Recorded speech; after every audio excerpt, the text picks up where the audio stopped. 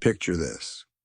Hollywood action star Mark Wahlberg arrives for a routine movie promo on The View, only to face an on-air ambush so brutal it ends with a co-host storming off, set permanently never to return to daytime television again. This isn't fiction. You're about to discover how a standard celebrity chat transformed into broadcast chaos that cost someone their entire career. But first, smash that subscribe button and drop a comment telling me your wildest talk show disaster story, because what you're about to hear will shock you. It was an ordinary Tuesday when Wahlberg stepped through those studio doors. The Boston-bred performer had one simple mission: discuss his newest action film, tearing up early ticket sales. Audience members cheered wildly as he made his entrance, clearly thrilled to see the actor who'd climbed from music roots to Hollywood royalty. Whoopi offered a genuine smile during introductions. Sarah and Alyssa appeared delighted by his presence. Yet Joy sat motionless, arms folded tight, displaying that unmistakable look longtime watchers recognized instantly as storm clouds gathering.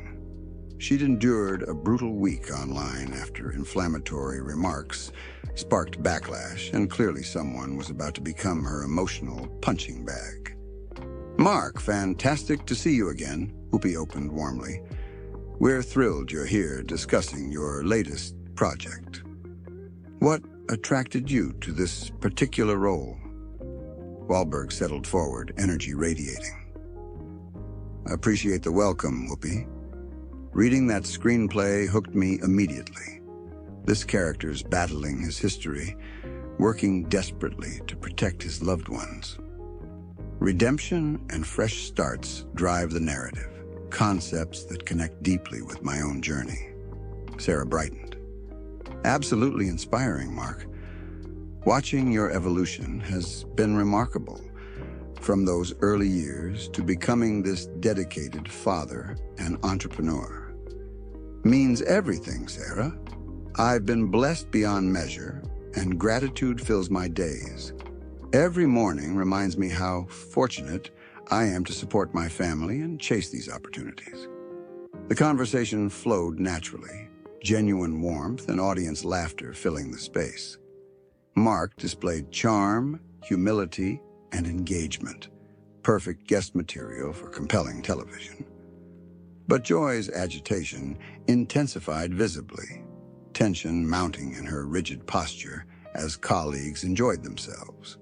Suddenly, restraint shattered. "Mark, let's cut through the pleasantries, shall we?" Her voice sliced through the friendly atmosphere like broken glass. "All these lovely words about redemption and renewal sound wonderful, but shouldn't we discuss reality here?" Silence descended. Whoopi's warmth vanished, sensing incoming disaster. Mark's eyebrow lifted, composure intact despite obvious surprise at the atmospheric shift. "Sometimes the storm finds you when you least expect it." "Apologies, Joy. Which reality concerns you?" Mark responded evenly. Joy lunged forward, eyes hardening. "Your history, Mark. Your actual background. You've constructed this wholesome persona, yet everyone understands what lies beneath that polished Hollywood veneer." Co-hosts traded worried glances. This clearly derailed from planned programming, and atmospheric pressure became suffocating. Studio observers sat frozen, uncertain what unfolded before them. Mark's features hardened marginally, voice remaining controlled. "Joy, I've maintained complete transparency about previous failures. Never hidden anything, and my entire adult existence has focused on improvement. If specific concerns exist, I'm prepared to engage them directly." "How perfectly rehearsed," Joy sneered. "You've been transparent. That magically erases everything, correct? Some charity checks and favorable coverage just reset the counter?" Whoopi attempted intervention.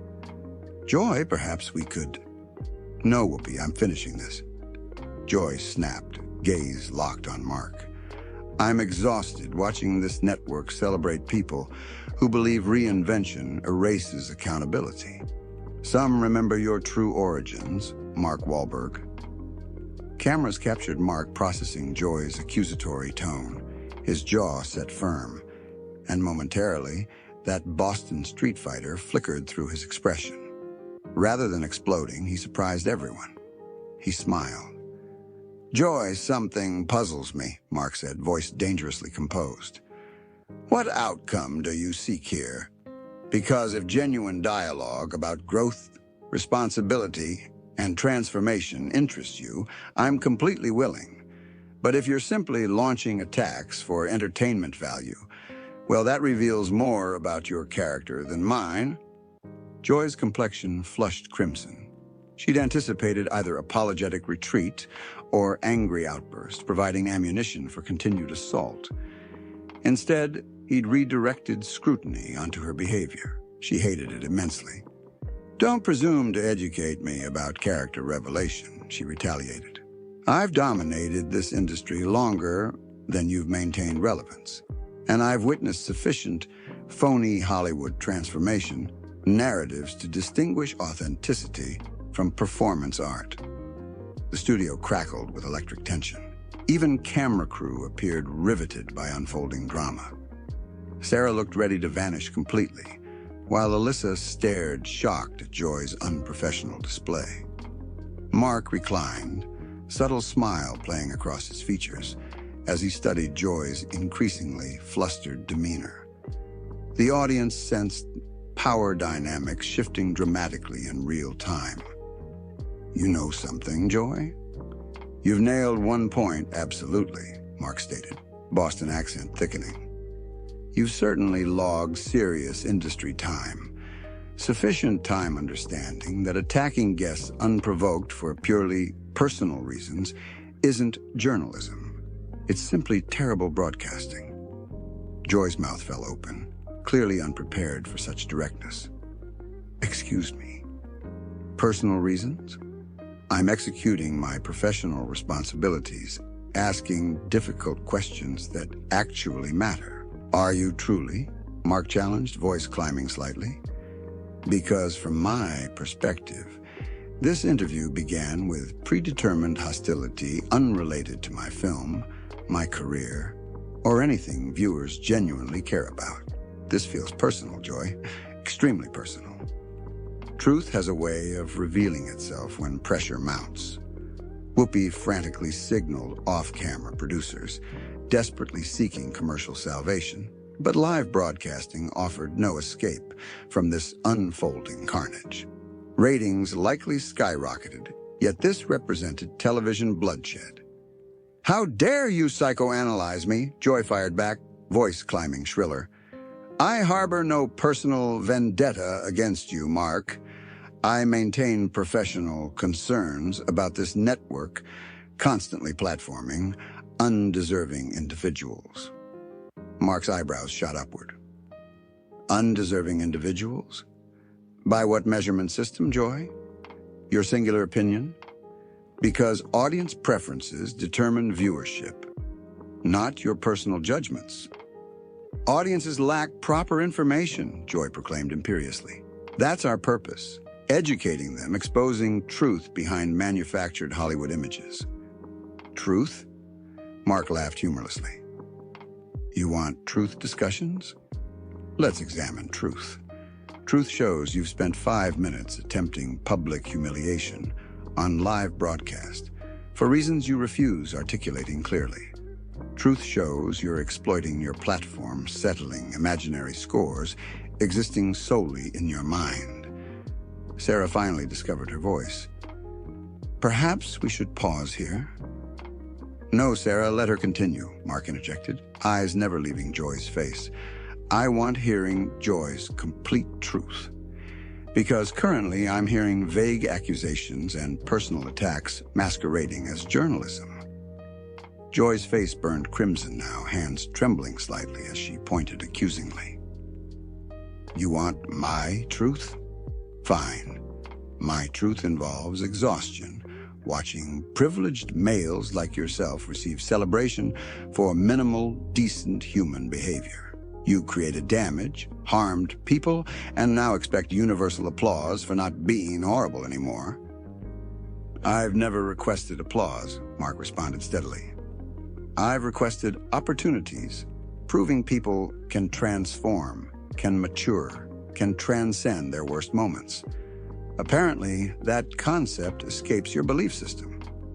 Oh, spare me philosophical lectures, Joy snapped. Certain people don't merit second opportunities.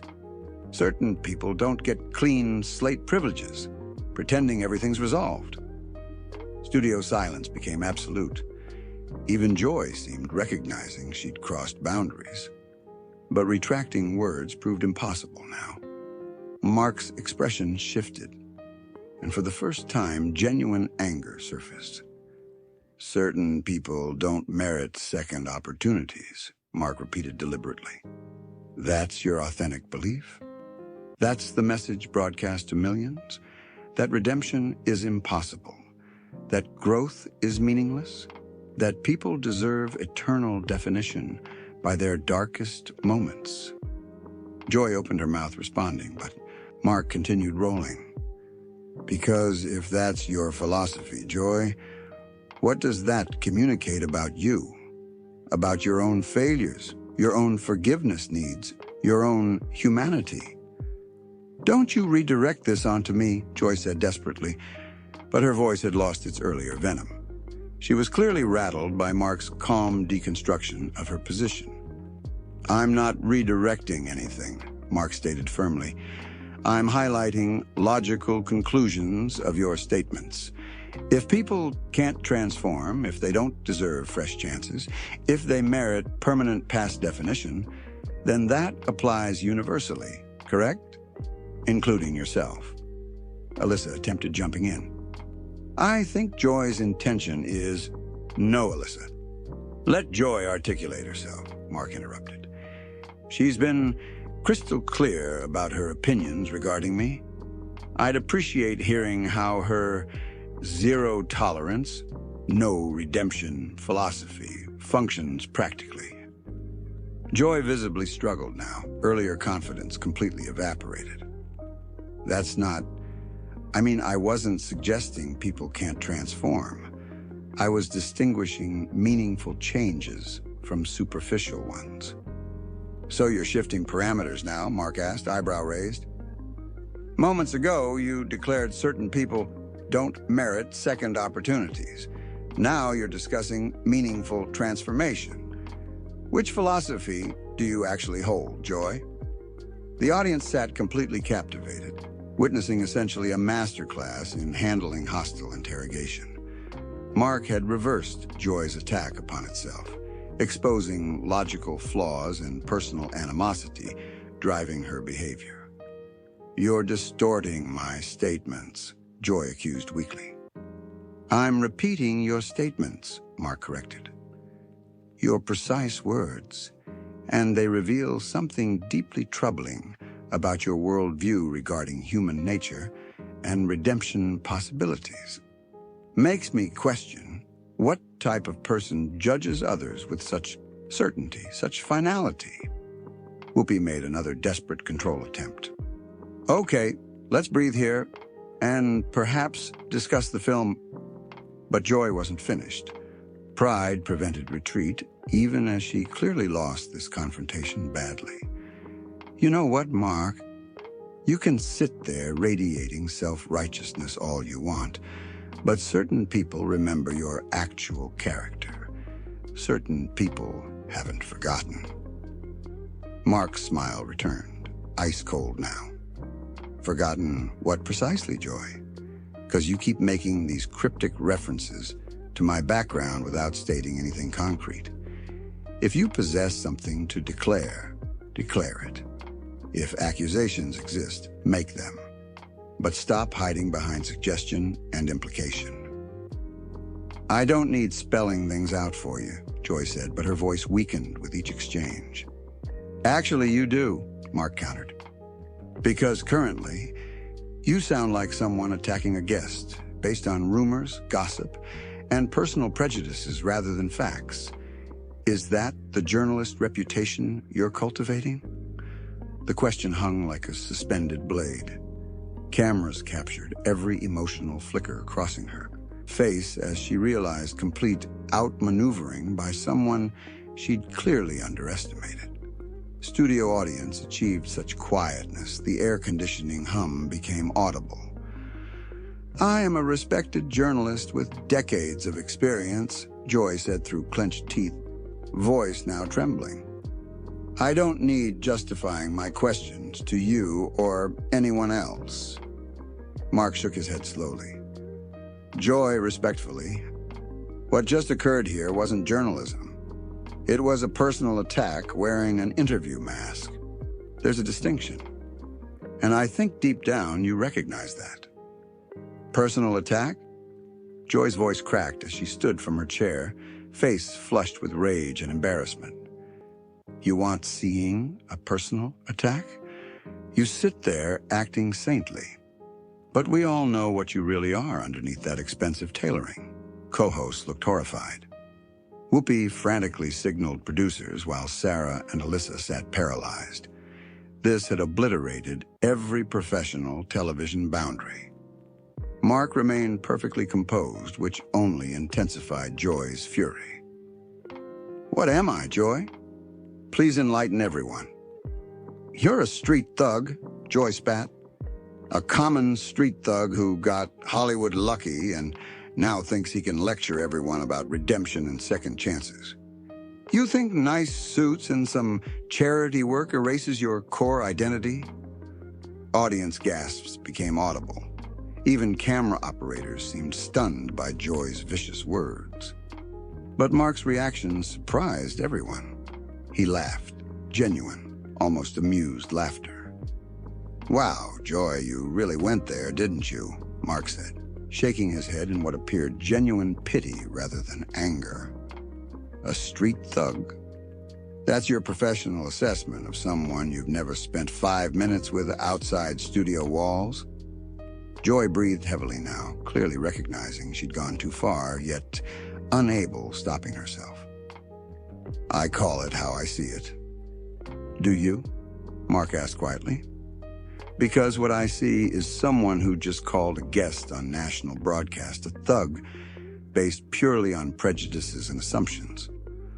What I see is someone so consumed with anger and bitterness they've forgotten how to treat another human being with basic respect." "Don't you dare psychoanalyze me," Joy shot back, but her voice was breaking now.